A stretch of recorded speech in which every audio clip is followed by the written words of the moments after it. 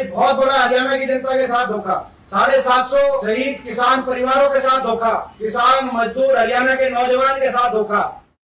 एक राजनीतिक षड्यंत्र जो पर्दे के पीछे चल रहा था हरियाणा में, वो घिनौना राजनीतिक षड्यंत्र का पर्दाफाश हो गया है। एक गुप्त गठबंधन चल रहा था इनेलो और बीजेपी का, जो लगातार कह भी रहे थे और लगातार अलग अलग पहलू इस गठबंधन के सामने जनता के आते रहे हैं समय समय पर। जो कल सिरसा के पूर्व विधायक गोपाल कांडा का बयान आया, उन्होंने कहा कि रानिया की सीट खट्टर साहब के आदेश अनुसार उन्होंने बीजेपी ने मिलकर अभय सिंह चौटाला के लड़के को रानिया की सीट इनेलो के उम्मीदवार को जिताने का काम किया।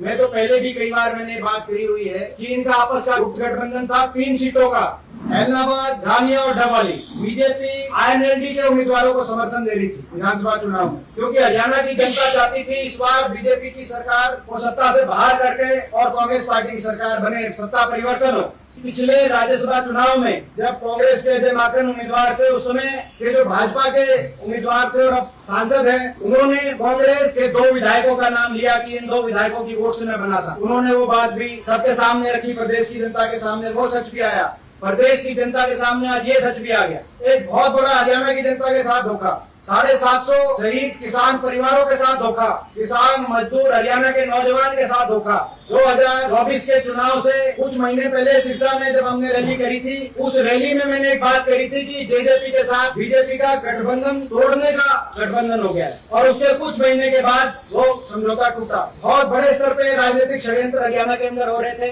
हरियाणा की जनता, हरियाणा किसान और मजदूर के साथ हुए इस राजनीतिक षड्यंत्र में बहुत से षड्यंत्रकारी शामिल थे, जिसमें बीजेपी के साथ निभाने वाली उसकी बीजेपी की सबसे पक्की कठपुतली इनेलो, कांडा, जेजेपी, इस सारे षड्यंत्रों के बावजूद, भाजपा के शाम दाम दंड भेद यंत्र मंत्र तंत्र की राजनीति के बावजूद और केंद्र सरकार के माध्यम से भाजपा ने कई लोगों पर इस तरह के षड्यंत्र के कई लोगों को अपनी शक्तियों को अपने साथ मिलाकर कांग्रेस को और प्रदेश में बदलाव को रोकने के लिए जो सारी कार्रवाई करी, उसके बावजूद मजबूती से हमने चुनाव लड़ा। और आज तक के हरियाणा के राजनीतिक इतिहास में अगर पिछले 15 चुनाव विधानसभा के हम देखें तो पिछले 15 विधानसभा चुनाव में आज तक की दूसरी सबसे ज्यादा कांग्रेस का अच्छा प्रदर्शन वोट प्रतिशत के हिसाब से। और लोकसभा में भी हरियाणा में पिछले 16 चुनाव का हिसाब देखें तो 84 में सबसे ज्यादा मत प्रतिशत हरियाणा में मिला कांग्रेस को। दूसरे नंबर पे इन 16 चुनाव में 2024 में लोकसभा में भी मिला और विधानसभा में भी दूसरे नंबर पे मत प्रतिशत मिला।